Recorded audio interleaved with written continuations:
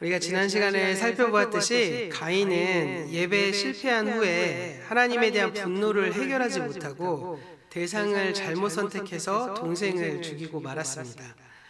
이는 죄를 다스리지 못하고 하나님께서 주신 회복의 기회를 놓쳐버린, 어떻게 보면 인간의 본래의 모습, 그러니까 인간 실패의 원형적인 이야기였습니다. 그런데 이 사건을 따라 쭉 이어가다 보면 한 가지 의아한 점을 발견하게 되죠. 가인이 동생 아벨을 죽인 범죄의 결과로 땅에서 쫓겨날 때 그는 다른 사람들이 자신에게 보복할 것을 두려워하면서 하나님께 선처를 호소합니다. 그래서 하나님께서는 가인에게 표를 주셔서 다른 사람들이 그를 죽이지 못하게 하셨습니다. 왜 이 부분이 이상하죠? 이 부분이 왜 이상하죠? 창세기에서 지금까지 전개된 이야기에 의하면 이 땅에 존재하는 사람은 아담과 하와, 가인과 아벨이잖아요. 근데 가인이 아벨을 죽였으니까 이제 아담과 하와, 가인밖에 안 남았는데 그들이 전부인데 그 사람이 가인이 이제 땅에서 쫓겨나다가 보면 누가 가인을 죽일 수 있다는 말이냐, 이러한 질문이 생긴다는 거죠. 많은 사람들이 이 창세기를 읽으면서 이러한 질문을 한두 가지 이상을 가지고 계십니다. 오늘 설교에서는 이 질문에 대해 함께 답해보고 마지막으로 이 가인의 사건을 마무리하면서 그렇다면 성경이 말하고자 하는 메시지를 찾아보고자 합니다. 그래서요, 미리 말씀드리지만 오늘의 말씀은 매우 어려울 예정입니다. 네, 그래서 이제 제가 이 말씀을 잘 나누면 아마 제 시간에 끝날 것 같고요. 버벅대기 시작하면 좀 오래 걸릴 수도 있습니다. 그래서 마음속으로 저 목사가 설교를 잘하게 하옵소서 이렇게 중보해 주시면서 우리의 들을 귀를 활짝 여시고 도대체 무슨 말을 하려고 지금 이렇게 미리 이 엄포를 놓는 것일까 생각을 하시면서 또 기대하시고 말씀에 따라주시길 부탁드립니다. 사실 제가 처음에 말씀드렸던 이러한 질문과 궁금증은 있으시죠? 저만 있어서 설교하는 거 아니죠? 네. 아니, 아담과 하와, 가인밖에 없는데 가인이 쭉 떠나면서 다른 사람이 나를 죽이려고 한다고 하는데 그러면 도대체 누구냐? 그 사람들은 누구지? 그러면 이 에덴 동산에서 아담과 하와만 살고 다른 사람들이 따로 살았다는 거냐? 그럼 그 사람들은 에덴 동산을 못 누렸다는 소리야? 뭐 이런 어떠한 이야기들도 할 수 있고 여러 가지 궁금증이 생깁니다. 그런데요, 오늘의 이러한 말씀에 대한 질문과 답을 하기 전에 우리에게 아주 중요한 초점 하나가 있음을 먼저 선이해를 가지고 넘어가셔야만 합니다.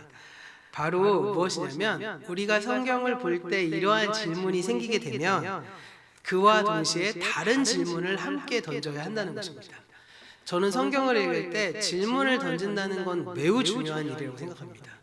성경을 통해서 오늘의 말씀이 이 질문을 가지고 이 질문에 대해서 스스로 답해 보시고, 스스로 답이 안 될 경우에는 교회에 연락해 보시고, 뭐 이렇게 자꾸 궁금증을 가지고 말씀을 보는 것은 매우 좋은 태도십니다. 그런데 그러한 질문이 딱 나왔을 때 우리가 그와 함께 던져보아야 할 질문이 또 한 가지가 있다는 거예요. 바로 그것이 무엇이냐면, 성경을 쓰고, 그러니까 저술하고 편찬했던 사람들은 우리가 궁금해하고 우리가 의아해하고 이해가 안 되는 그 문제를 정말 모르고 썼을까? 이것을 한번 생각해 보셔야 한다는 것입니다. 정말 모르고 고대인이니까 약간 우리보다 지능이 낮기 때문에 모르고 그냥 하나님이 주시는 말씀 받아서 그냥 쫙 썼을까요? 저는 그럴 리 없다고 생각합니다. 전에도 말씀드린 바와 같이 당연하게도 성경을 기록한 이 유대인들은 적어도 구약의 말씀에 한해서는 우리가 생각하는 것 이상의 전문가들이기 때문입니다. 이들은 어렸을 때부터 말씀을 암송하고 이 말씀을 연구하는 랍비들은 국가에서 세금으로 소위 말하는 월급을 지급할 정도로 지원하면서 그들이 말씀을 연구하는 것에 대해서 굉장히 전폭적 지원을 하게 합니다. 그렇기 때문에 이들은 심지어 구약의 성경 가운데 있는 알파벳이 뭔지도 알 정도로 성경을 맨날 보고 암송하고 이렇게 읽는 사람들인데, 그런데 그들이 우리가 가지고 있는 질문과 이 성경에서 나오는 이 오류를 고정하지 않고 수정하지 않고 이 질문에 대해서 해결하지 않으면서 그냥 그대로 그것을 내버려 둔 채 이 책을 성경으로 받아들였을까? 이렇게 우리가 질문해 볼 수 있겠다는 것입니다. 아마도 그분들에게 우리가 이러한 질문을 던지면 그분들은 이렇게 대답할 것 같습니다. 왜요? 이게 무슨 큰 문제라도 됩니까? 이렇게 얘기할 겁니다. 그러니까 우리의 눈에는 이것이 문제로 보이지만 그들에게는 전혀 문제가 되지 않을 거다라는 말씀입니다. 결국 이들은 이러한 의아한 내용을 그대로 둔 채 창세기를 하나님의 말씀으로 받아들인 것입니다. 그런 점에서 보자면 정작 성경의 사람들에게는 전혀 아무런 문제가 없었던 것을 오늘날 우리는 문제를 삼고 있다는 것이죠. 그 이유는 성경의 사람들과 우리가 전혀 다른 전제점을 가지고 성경을 읽는다는 것입니다.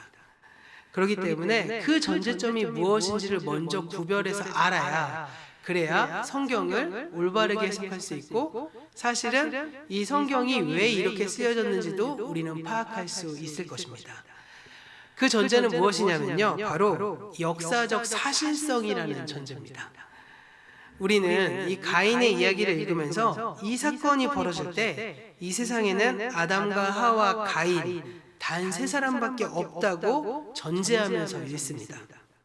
그리고 그것은 지금까지 이 창세기의 창조 이야기가 인류 역사에 처음 일어났던 그 역사적인 사실에 대한 기록이다, 이렇게 가정하기 때문이죠. 그러나 우리가 지금까지 이 창세기의 말씀을 우리가 읽어오면서 우리가 한 17주 정도 지금 성경 창세기의 말씀을 나눠보고 있는데, 우리가 이 말씀을 통해서 확인해 왔던 것처럼 창세기는요, 아주 단순히 역사의 범주에만 가두어 놓고 이해하기에는 좀 난해하고요, 좀 어려운 맥락의 책입니다. 더 나아가서 이 창세기는 처음에 나오는 이 수많은 이야기들, 창세기의 어떤 수많은 내용들이 그렇지만 그 가운데서도 우리가 살펴본 내용들만을 가지고도 한번 생각해 보면 그 안에 질문들과 의아한 점들이 굉장히 많이 나온다는 거죠. 가장 먼저 천지창조 얘기 한번 해볼까요? 천지창조의 그 창조 이야기 역시 우리가 생각하고 우리가 알고 있는 과학적 상식과도 많이 불일치하게 된다는 것을 발견하게 된다는 것이죠. 창세기 1장을 다시 생각해 봅시다. 창세기 1장 1절부터 2장 3절까지가 창세기의 첫 번째 단락입니다. 이 첫 번째 단락에 나오는 한 주간의 창조 이야기에서 그들은 고대인의 우주관을 통해 성경을 기록하고 있음을 우리는 말씀을 나눠보았습니다. 하늘에 궁창이 있어서 궁창에 물을 떠받치고 있고 궁창에는 해와 달과 별들이 박혀져 있습니다.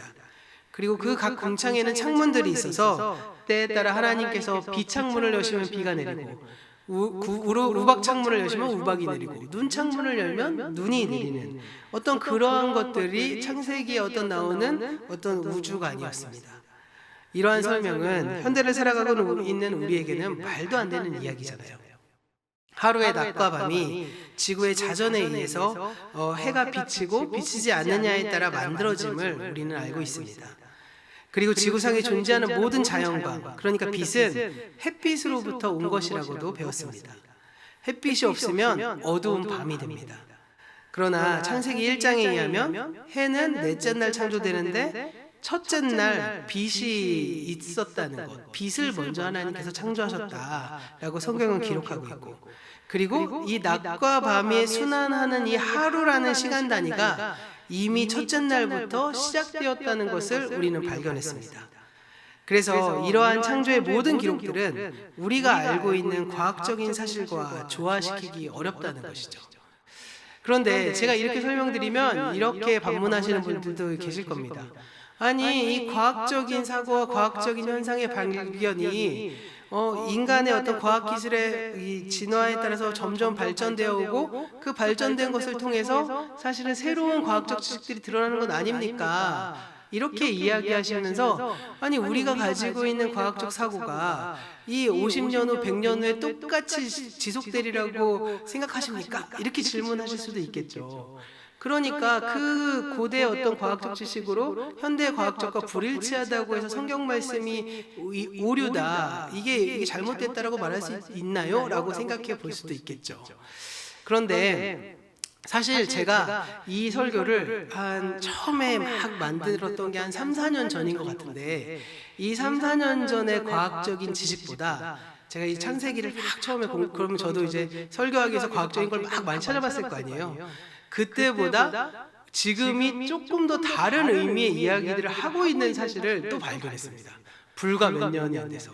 그래서 요즘에는요, 빛이 태양의 그 광선으로 인해서 그 빛을 우리가 봄으로 빛과 어둠을 나눈다고 생각하는 것이 아니라, 빛이라는 존재는 원래 있고 그것이 우리의 보는 현상에 따라서 그것이 밝고 어두움으로 나뉘어진다고 해석하는 경우들도 있더라고요. 참 놀랍게도. 그러니까 이렇게 사실 우리가 고등학교 때 제가 배웠던 과학적 지식이 오늘날 우리의 지금의 상황과는 다른 점이 너무 많고, 불과 한 또 20, 30년 지나면 또 다른 일들이 많아질 것이긴 합니다. 그래서 이것만을 가지고 이렇게 설명할 수는 없겠죠. 그런데 아주 명백한, 어떻게 보면 불일치도 있다는 것을 발견하게 됩니다. 창세기 2장 4절부터 시작되는 두 번째 단락으로 넘어가면, 이내 창세기의 첫 번째 단락과 두 번째 단락의 창조가 그 순서가 사실적으로 불일치하다는 것도 발견하게 된다는 것입니다. 1장에 의하면 하나님께서 다섯째 날 말씀으로 새들을 창조하셨고, 여섯째 날 땅에 사는 동물들을 말씀으로 창조하신 이후에 마지막으로 사람을, 그러니까 남자와 여자를 창조하셨습니다. 그런데 2장에 의하면 두 번째 단락의 창조의 9절에서 하나님께서는 먼저 7절에서 남자를 먼저 창조하셨고, 19절에서 동물과 새들을 함께 만드신 이후에 그 다음에서 22절에 여자를 만드시는 사건이 기록되고 있습니다. 이처럼 창세기와 1장과 2장의 사이에서도 서로 조화될 수 없는 불일치가 발견되게 된다는 것입니다. 더 나아가서 우리가 이 에덴 동산에 대한 이야기를 우리 함께 나눴죠. 이 2장 10절 이하를 보면 에덴에서 4개의 강이 발원해서 흐르는데, 그 둘은 우리가 지금까지 잘 아는 티그리스 강과 유프라테스 강이었습니다. 이제 기온과 비손이라는 강이 어디서 흐르는지를 찾아내면 에덴 동산이 지리적으로 어디 있는지 우리는 알 수 있겠죠. 그런데 이 기손과 비온의 어원을 살펴보니까 이 기손과 비온이 지금 우리로 따지면 이집트에 있는 청나일강과 백나일강으로 흐른다는 것을 우리가 성경의 어원을 통해서도 살펴보았습니다. 그렇기 때문에 이 에덴 동산 안에 티그리스와 유프라테스 강이 있다고 하면 이 기온과 비손의 강은 그곳에 흐르지 않는다는 거죠. 그러니까 에덴 동산 안에서 우리가 실제적으로 있는 이 4개의 강이 흘러서 한 곳으로 모이고 만나는 그러한 공간은 발견되지 않음을 우리가 지난 에덴 동산의 설교를 통해서도 살펴보았죠.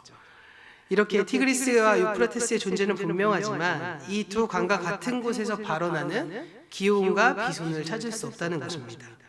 그래서 우리가 그때 이 상황을 어떻게 해석했냐면, 에덴 동산, 이 에덴에서 발원하는 4개의 강이 이 땅에는 있지만 이 땅에 존재하지는 않는다는 이러한 역설적인 결론을 함께 내릴 수밖에 없었습니다. 그래서 우리는 지금까지 그 이유가 에덴 동산이 내재와 초월이 하나 된 시공간이기 때문에 가능했다라고 말을 했죠. 내재 영역에 있으나 내재를 초월해서 있는 곳이 바로 에덴 동산이고, 그 에덴은 오늘날 우리에게도 임한다. 이렇게 우리가 함께 나눠보았잖아요. 다시 오늘의 주제로 돌아가 볼까요? 역사적 사실이란 원인과 결과를 합리적으로 설명할 수 있는 사실을 가리킵니다. 그런데 이 사실성과 이 합리성이라는 범주는 초월과 대조되는 내재의 특징입니다. 그러니까 합리성과 사실성은 철저하게 내재 공간 안에서만 이루어진다는 것이죠. 초월의 이야기에 합리성이 어떻게 일어날 수 있겠습니까? 초월 속에 어떻게 이 하나님의 뜻 안에서 막 벌어지는 그 놀라운 일에 이 합리성과 사실성으로 어떻게 그것을 규명할 수 있겠습니까? 그러므로 에덴 동산의 이야기는 이 역사라는 범주에 우리는 가둘 수 없게 된다는 것입니다. 다시 말해서 우리가 역사적인 범주를 가지고 창세기의 모든 이야기를 제대로 이해할 수 없게 된다는 것이죠. 그와 함께 우리는 이 창세기 에덴 동산이 요한계시록에 나오는 종말의 새 예루살렘과 짝을 이루고 있음도 함께 발견했습니다. 역사적으로 창세기가 편찬된 것과 아주 비슷한 시기에 선포된 말씀이 바로 에스겔의 말씀이었습니다. 그러니까 이 메소포타미아에서 노예 생활을 하던 이스라엘 민족들이 이제 우리가 그간 듣고 외웠던 그 조상들의 말씀을 하나의 책으로 만들자라고 해서 창세기와 출애굽기를 막 만들고 모으고 있는 동안에 선포된 말씀이 바로 에스겔 선지자의 말씀이었어요.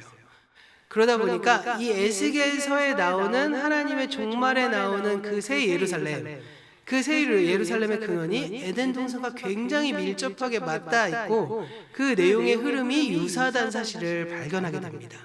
그리고 그것이 확대된 것이 바로 요한계시록의 새 예루살렘의 모습인 것입니다. 그런 점에서 우리가 성경을 읽을 때 이 성경의 내용, 특별히 오늘 창세기니까 창세기의 말씀만 가지고 이 창조의 비전은 요한계시록을 통해서 다른 책에 담겨있는 그 종말의 전망과 아주 유사하게 연결되어 있음을 보게 된다는 것이죠.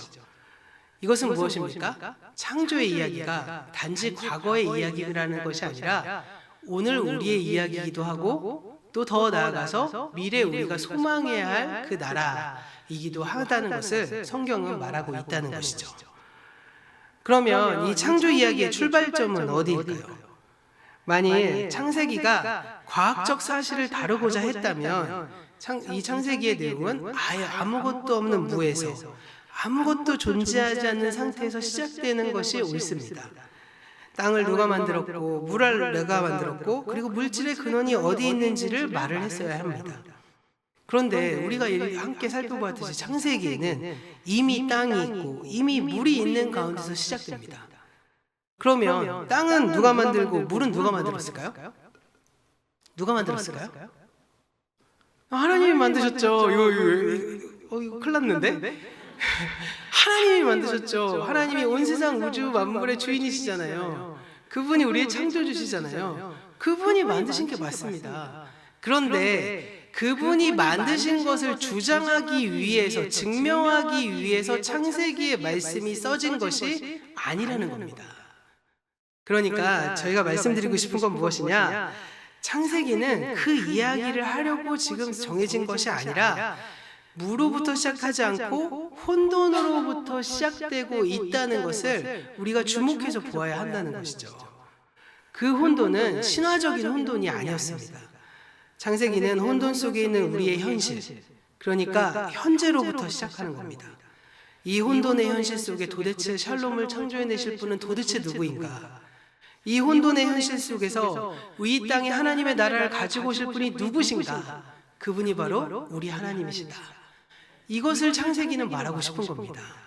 그러기에 굳이 우리가 생각하는 역사적인 범주에 따라서 인간은 어떻게 만들어졌고 무슨 DNA가 어쩌고 이 얘기를 굳이 할 필요가 없는 거예요. 그저 이 땅에 있는 혼돈을 변화시켜 샬롬으로 만드시는 분이 우리 하나님이시다. 이것을 지금 말하고 있는 겁니다. 그런 점에서 오늘을 살아가고 있는 우리들, 이 혼돈의 현실로부터 구원하여서 새로운 예루살렘으로 이끌어 가실 분이 누구인지를 선언하고 선포하기 위해서 지금 창세기가 쓰여지고 그 질문에 답하고 있는 것이 바로 창조 이야기의 목적이 되는 것이죠. 2주 전부터 제가 창세기는 운명론이 아니라 문제 해결의 처방전이라고 말씀드렸습니다. 운명론은 과거를 말하잖아요. 과거의 어떤 사건이 오늘의 현실을 결정하기 때문에 사람은 아무리 노력해도 그 과거가 이미 결정되어 있어서 그것을 벗어날 수가 없다는 것이 바로 운명론입니다. 그러나 창세기의 이야기는 과거의 이야기가 아니라 오늘의 이야기이기도 하고 미래의 이야기이기도 하고 미래의 소망을 담은 해결책이 나오기 때문에 그리고 우리의 실패담이 고스란히 나오기 때문에 그 실패담을 고스란히 우리가 바꿔서 성공의 방법으로 바꿔낼 수 있음을 보여주는 그러한 이야기가 바로 창조의 이야기자 창세기의 이야기가 되는 것입니다. 그렇기 때문에 이 창조의 이야기는 우리가 오늘 혼돈의 현실로부터 구원받을 수 있는 길을 보여주는 것이고 또한 우리가 처해 있는 죽음과 고통의 문제를 해결할 수 있는 길을 보여주는 것, 이것이 바로 성경이 기록된 목적이라는 것입니다. 이렇게 오늘의 이야기이자 내일의 이야기인 이 아담과 하와의 이야기는 인류 역사를 통해 계속 반복해서 일어났고 또 여전히 모든 사람에게서 일어나고 있는 일을 하나의 그냥 원형적인 스토리를 만들어서 우리에게 보여주고 있는 것이죠. 에덴 동산의 이야기의 주인공으로 등장하는 인물을 우리는 아담이라고 말하죠. 왜 우리가 아담이라고 말하냐면 모든 성경이 다 아담이라고 번역했기 때문입니다. 외국어 성경도 마찬가지입니다. 아담으로 번역합니다. 그런데 이 아담이라는 말이 무슨 말인지 전에 말씀드렸잖아요. 바로 사람입니다. 사람의 이야기를 지금 하고 있는 거예요. 그런데 이 사람이라는 말이 그냥 저 사람 그것을 이야기하는 것이 아니라 그냥 일반적인 일반 명사로서의 사람을 이야기하고 더 나아가서 그 원형으로서 정관사를 붙여서 하아담 이렇게 말을 하고 있습니다. 이것은 모든 사람을 대표하는 한 원형으로서의 사람을 지금 그리고 있음을 성경은 명백하게 쓰고 있다는 것이죠. 영어 성경에서 정관사를 표현할 때, 영어 성경이나 모든 영어에서 정관사를 표현할 때 이탈릭체로 쓰고 D라고 있습니다. 바로 그런 의미의 정관사입니다. 그런 점에서 아담은 이 세상에 존재했고 또 존재하고 앞으로 존재할 모든 사람이 아담으로 대표되고 있는 것이죠. 그래서 아마도 그 뉘앙스를 살려서 우리말로 좀 번역을 하자면 그냥 사람이 이렇게 해석하는 것이 훨씬 더 좋을 것 같습니다. 그래서 저는 그냥 바라는 소망이 성경이 이제 개정이 계속 되잖아요. 이제 사실은 우리가 제가 쉽게 읽는 성경으로 세번역 성경을 이렇게 본문으로 쓰고 있는데 이 세번역 성경도 벌써 한 30년이 지난 성경책인 거 아십니까? 그래서 요즘에는 새한글 성경이라는 성경책도 또 나왔습니다. 이 새한글 성경은 요즘 젊은이들이 긴 글을 잘 읽지 않는 것들을 또 포함해서 아주 짧은 걸로 해서 이렇게 더욱더 쉽게 쓰여진 성경책이 있는데요. 나중에 기회가 돼서 만약에 그러한 성경의 번역이 제대로 됐다면 저는 이 과감하게 이 아담이라는 말을 빼고 사람이 이렇게 해석하면 우리가 더욱더 풍성하게 해석할 수 있지 않을까 생각해 봅니다. 이 하아담이라는 말은 심지어 가인과 아벨의 이야기가 시작되는 4장 1절에서도 그대로 나옵니다. 우리는 그냥 아담 이렇게 해석하고 있지만 원래 원문은 하아담 이렇게 쓰고 있다는 것입니다. 그러니까 인류 역사의 한 원형으로서 아담과 하와의 이야기가 가인과 아벨의 이야기로 연결되고 있음을 성경은 말하고 있다는 것입니다.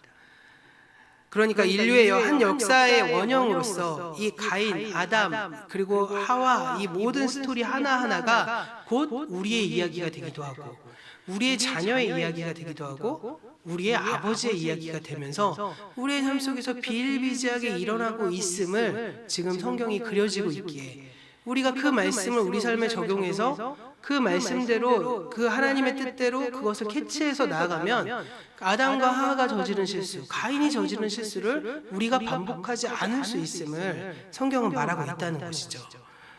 곧 우리의 현실에서 비일비재하게 일어나고 있고 또 일어나게 될 일을 하나의 원형으로서 보여주는 그런 이야기로 우리는 성경을 보셔야 한다는 것입니다.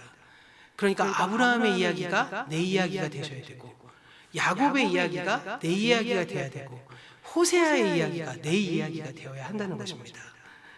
만약에 우리가 그러한 방식으로 성경을 읽고 해석하기 시작한다면 이제 오늘 처음에 나왔던 질문, 아니 이 세상에 아담과 하와 가인밖에 없는데 가인이 왜 사람들이 나를 보복할까 두려워하나요? 라는 질문 자체가 필요 없게 되는 것이죠. 왜요? 우리가 하나님과의 관계를 가인처럼 예배에서 실패하고 떠나버리게 됐을 때 우리의 삶에 일어나는 일이 가인의 두려움처럼 똑같이 발생한다는 것을 성경은 말하고 있기 때문입니다. 결국 이 모든 것이 모든 인류의 이야기고 또 우리의 이야기이기 때문에 당연히 다른 사람들이 등장할 수밖에 없는 것이죠. 그러면 에덴 동산의 이 선악과의 이야기가 또 이 가인의 이야기가 그렇게 원형적으로 우리에게 보여주는 내용이 무엇인지를 우리가 깨닫고 오늘 말씀을 마무리해야겠죠. 그것은 무엇이냐? 바로 모든 사람이 아담과 하와처럼 하나님의 주되심이 아니라 죄의 지배를 선택하는 실수를 반복하더라. 인간은 하나님과의 관계가 단절되면 결과적으로 모든 것에서 자신이 주인이 되려고 하고 하나님과의 관계가 끊어져서 하나님 나라를 이룰 수 없는 심판을 받는 존재가 된다라는 것을 말하고 있다는 것입니다.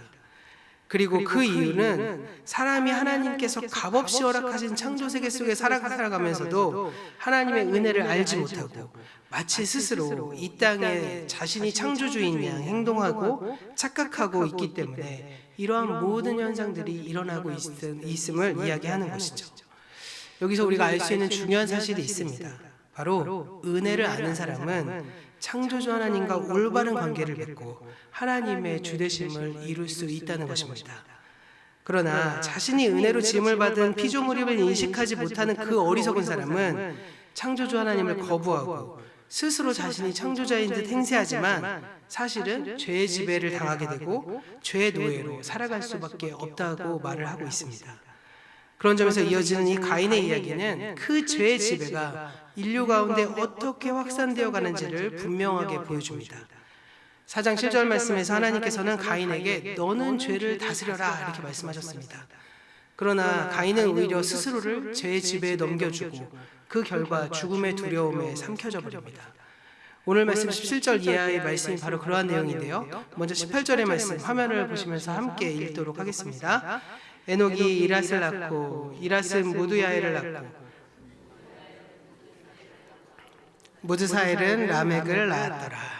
이렇게 가인부터 라멕에 이어지는 이 사건의 흐름의 족보가 나오면서 이 라멕의 뒤에 이어서 두 아내가 있다는 사실이 밝혀지고 두 아내를 통해서 낳은 아들들의 이름이 쭉 나열됩니다. 근데 그 이름들의 굳이 한 가지, 이 18절의 말씀은 없는 그 이후의 말씀을 보면 그 아들들이 무슨 일을 했는지가 나오고 있는데 놀랍게도 인간의 모든 문명을 발전시키는 역할을 하는 존재들이 다 라멕의 자손으로부터 나왔음을 우리는 발견하게 됩니다. 이것은 무슨 뜻일까요? 하나님을 떠난 인간, 하나님의 주되심을 거부하는 인간이 자기 자신이 주인이 되는 것처럼 행동하고 그 모든 일들을 문명을 발전시키고자 노력하지만 그 모든 것이 다 하나님과의 관계에서 떠난 삶의 형태라는 것을 성경은 말하고 있다는 것입니다. 그리고 이어지는 23절로 가면 이 라멕이 두 아내들에게 이렇게 말을 합니다. 이 말씀은 세번역 버전으로 함께 읽어보도록 하겠습니다. 라멕이 자기 아내들에게 말하였다. 아다와 실라는 내 말을 들어라. 라멕의 아내들은 내가 말할 때 귀를 기울여라. 나에게 상처를 입힌 남자를 내가 죽였다. 나를 상하게 한 젊은 남자를 내가 죽였다. 지금 라멕은 자신의 보복 행위를 자랑하고 있습니다. 한 사람이 이 라멕에게 상처를 입혔습니다. 그런데 그 사람을 가리켜서 젊은 남자다라고 말을 하는 것으로 보니까 아마도 라멕은 이미 나이가 든 것 같습니다. 그런데 나이가 들어 기력이 쇠한 이 라멕이 젊은 남자에게 보복을 했다는 거죠. 그런데 그것을 매우 자랑스럽게 얘기하고 있습니다. 다시 앞에 얘기로 돌아가 볼까요? 가인은 아벨을 죽인 후에 아벨의 피가 스며든 땅 때문에 거부당해서 추방을 당합니다. 그리고 그는 떠돌이의 삶을 살았습니다. 13절에서 가인은 다른 사람들이 자신을 보복할까 봐 두려워합니다. 그래서 하나님께서 가인에게 표를 주셔서 이 보복의 악순환의 그 고리를 그치게 하십니다. 그렇게 하나님께서 그 보복의 고리를 끊으심으로써 가인이 살아남을 수 있고 결혼하여 대를 이을 수도 있었습니다. 그러나 그의 손자인 라멕은 자신에게 해를 입힌 자들에게 보복을 했다고 지금 자랑을 하고 있습니다. 심지어 24절에는 뭐라고 말할까요? 24절 말씀도 함께 읽어보도록 하겠습니다. 화면을 보시면 함께 읽겠습니다.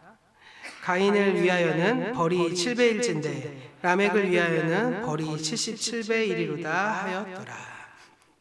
가인을 해친 벌이 7배다.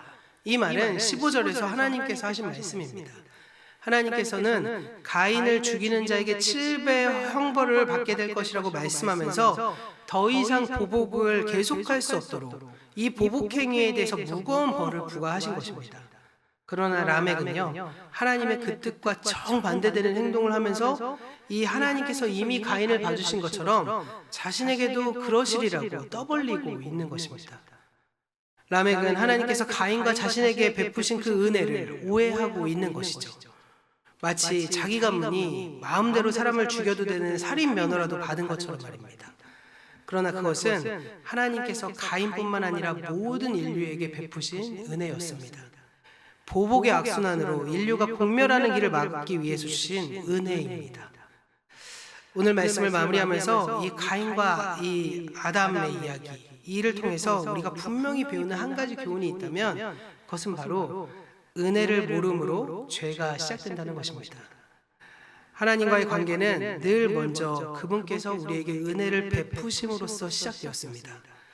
하나님께서 먼저 베푸신 은혜에 우리가 신실함으로 응답하게 될 때 하나님과 바른 관계가 시작되고 다시금 하나님과의 언약 관계가 성립됩니다. 곧 하나님의 주인 되심이 이루어지는 것이죠. 결국 인간이 그 은혜를 인식하고 응답함으로써 하나님의 주 되심이 이루어지는 것입니다. 그러나 우리가 하나님의 은혜를 인식하지 못하고 하나님의 은혜에 응답하지 않게 되면 하나님의 주 되심은 무너져 버릴 수밖에 없습니다. 하나님과 바른 관계도 맺을 수 없게 된다는 것이죠. 은혜를 알지 못하면 하나님의 은혜, 하나님께서 주신 말씀, 이 모든 것은 그저 우리에게 율법이 되는 것입니다. 또한 그렇게 하나님과 바른 관계를 맺지 못할 때 죄의 유혹에 빠질 수밖에 없게 됩니다. 사실 우리는요, 어쩔 수 없이 늘 받지 못한 것에 주목할 수밖에 없습니다. 그러나 우리 자신을 잘 성찰해 보시기 바랍니다. 받은 것이 훨씬 더 많다는 것을 우리는 부인할 수 없을 것입니다. 내가 열심히 땀 흘려 일했고 그래서 자질과 실력을 갖췄다고 당당하게 말할 수 있으시겠지만 잘 살펴보면 그 자질과 실력 안에도 하나님의 은혜가 담겨져 있습니다. 땅이 있으니 농부가 있는 겁니다. 농부가 땀 흘려 일하지만 땅이 생명력이 있기에 그 땅이 결실을 맺을 수 있는 것입니다. 이 모든 것이 다 창조의 은혜입니다. 가인과 라멕은 죄를 잘 다스리지 못했습니다. 왜냐하면 그들은 은혜를 알지 못했기 때문입니다. 은혜를 알지 못했기에 온전한 예배도 드릴 수 없었던 것입니다. 그렇다면 우리는 어떻게 온전한 예배를 드리고 죄를 다스릴 수 있을까요? 사실 우리의 힘으로는 그럴 수 없습니다. 그런데 한 가지의 방법이 있다는 것이죠. 바로 무엇입니까?